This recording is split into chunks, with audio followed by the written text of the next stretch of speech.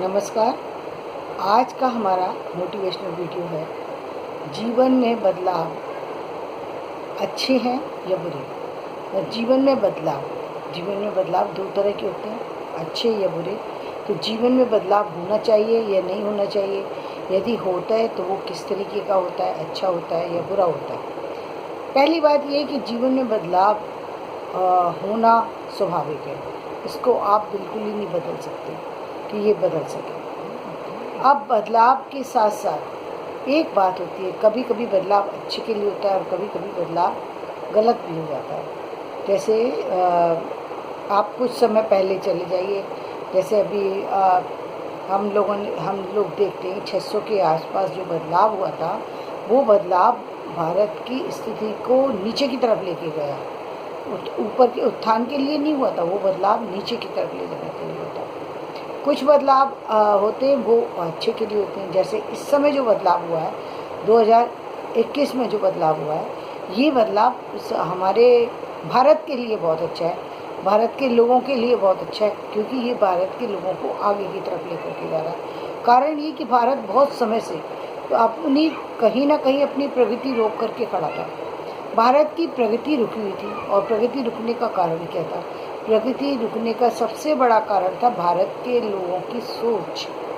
भारत के लोगों की सोच जो है वो रूढ़िवादी सोच रही है, पुरानी सोच रही है, और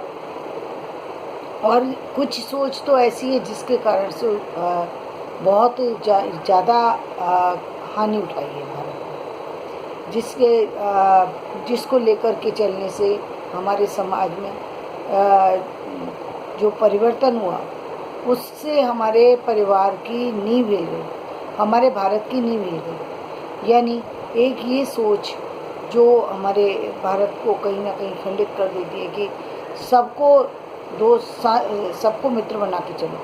सबको मित्र बनाना अच्छी बात होती है, लेकिन जब हम मित्र बनाते हैं या हम दोस्त बनाते हैं या हम अपने परिवार में किसी को शामिल करते हैं, तो हम अपने परिवार में शामिल करने से पहले उस व्यक्ति के बारे में यदि समझदार हैं तो हमें जानना चाहिए उस व्यक्ति के बारे में कि हम किसको अपने जीवन में शामिल करने जा रहे हैं। जो हम नहीं करते, ये गलती है हमारी, ये हमारी गलती है, गलत बात है कि हम किसी को भी अपने जीवन में शामिल कर लें, और सिर्फ इसलिए शामिल कर लें क्योंकि वह हमारा अतिथि है, हमारे लिए पूजनीय है, हम मानते हैं। लेकिन किसी भी व्यक्ति को हम जब हमारे दरवाजे पर आता है तो हम पूछते हैं ना कि आप कहाँ से आए, ये पूछना ज़रूरी है ना। हम उसकी जानकारी ना लें, उसे सीधे अपने घर में घुसा लें, गलत है।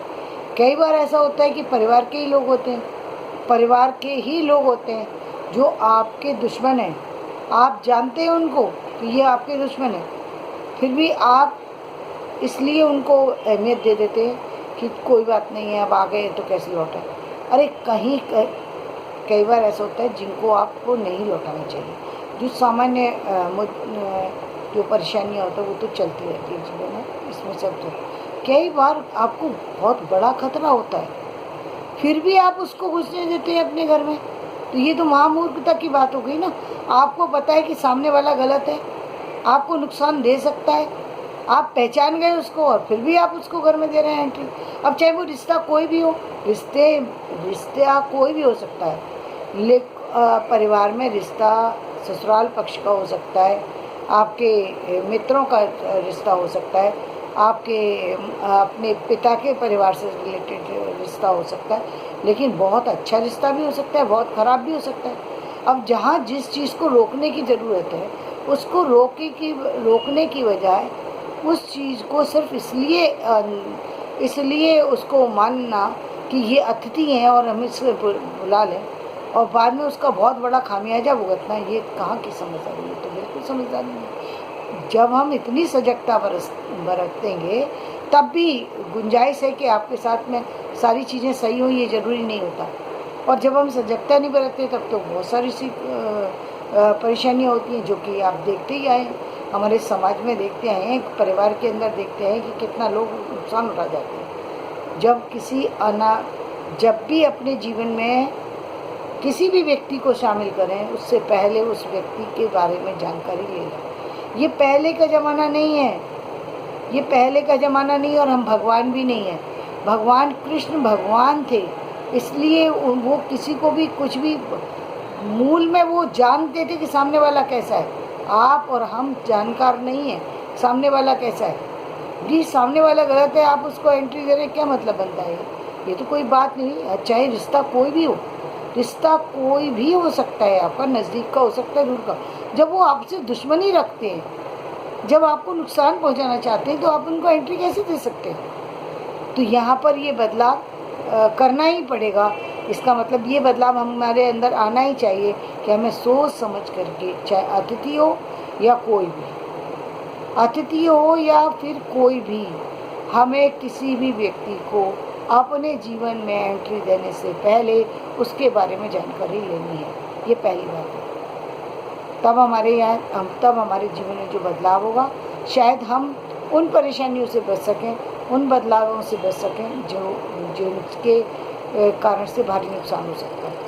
पहली बात। दूसरी बात आती है कि बदलाव फ़ायदे के लिए होते हैं। अब देखिए, फ़ायदे के लिए ये होते हैं कि जैसे इस समय जो बदलाव हुआ वो फ़ायदे के लिए इसलिए क्योंकि इस समय जितनी भी चीज़ें हो रही हैं, यानी हम एजुकेशन के स्तर पर देखें तो हमारी एजुकेशन का स्तर बढ़ रहा है। धर्म के क्षेत्र पर देखें, धर्म के लोग अब जो है, जो पुस्तकों का अध्ययन कर रहे हैं, धार्मिक पुस्तकों का अध्ययन कर रहे हैं, वो धर्म के साथ साथ यथार्थ को भी जोड़ रहे हैं। धार्मिक बनिए, आदर्शवादी बनिए, लेकिन इतने आदर्शवादी कि उसके पीछे यथार्थ को ही भूल जाइए, ये गलत है। अब मैंने देखा कि एक बच्ची को जो है वीडियो में 6 साल की बच्ची को जो है सन्यासी बनाया जा रहा है और ब्रह्म कुमारी में बनाया जा रहा है। 6-7 साल की बच्ची है। अरे आपने उसके जीवन में रंग भी नहीं भरे, रंग उतारना शुरू कर दिए उसके जीवन की। ये कहाँ की समझदारी है? ये कौन सा समाज है? ये कैसी समझदारी है? किस ब्रह्म से मिलाने ले जा रहे हैं आप उसको क्या शिक्षा देना चाहते हैं?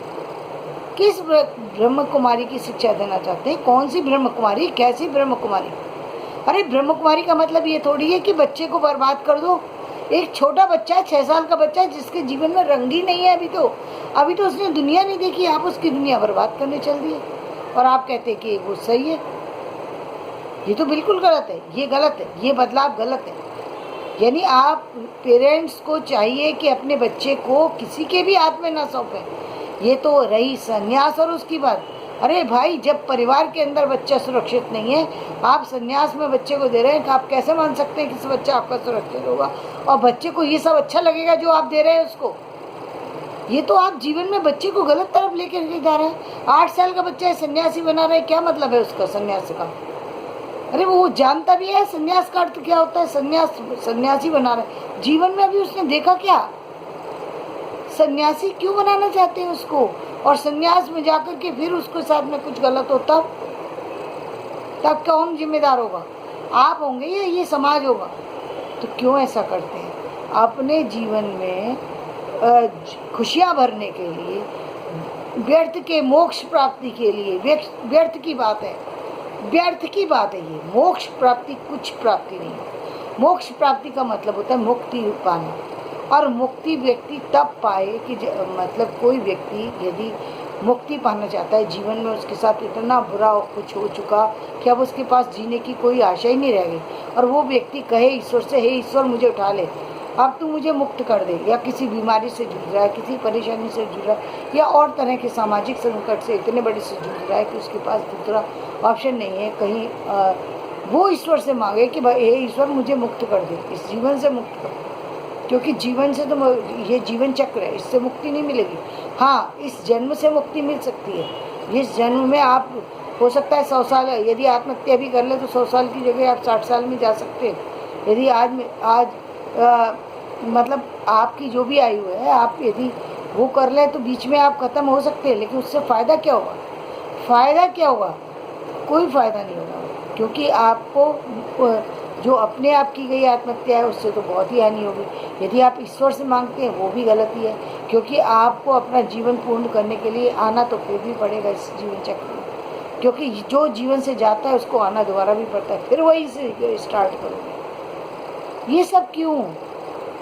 आप उन्हें जीवन को सही गति में लेकर के जाइए ना, सही दिशा दीजिए।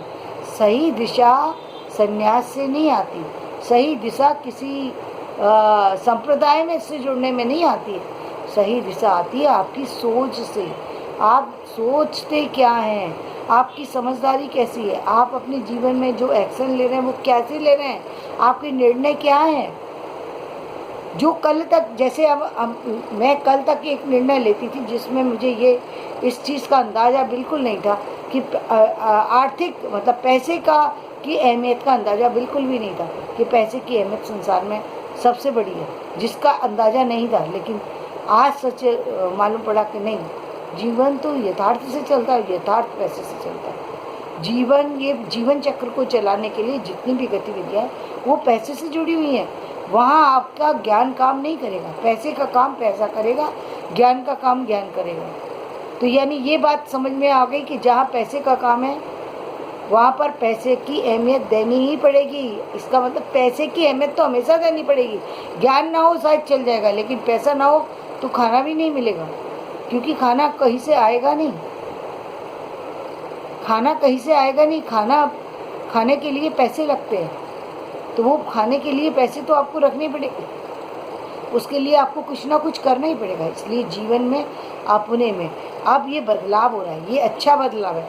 तो ये बदलाव है कि हमें यथार्थ से जोड़ रहा है, कि हमें अच्छी चीज़ों से जोड़ रहा है, हमें जीवन के सत्य से जोड़ रहा है। आदर्श, आपने देखा प्रेमचंद्र जी ने एक समय तक काफ़ी आदर्शवादी रहे, ग्रामीण की काफ़ी सारी चीज़ें, फिर यथार्थ पे आ गए। क्योंकि जब आदमी ज़्यादा लिखता पढ़ता है ना, ज़्यादा सुनता है, ज़्यादा समझता है, तो तब उसको यथार्थ का बोध हो जाता है। क्योंकि यथार्थ से ही दुनिया चलती है, दुनिया सिर्फ आदर्श से नहीं चलती।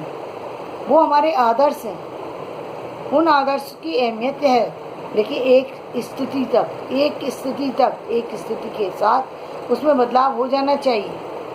नहीं होता है तो गलत होता है, फिर दूसरे लोग कर देते हैं, आप नहीं करेंगे दूसरे लोग कर देंगे। इसलिए बेटर है एक स्थिति के बाद बदलाव ना।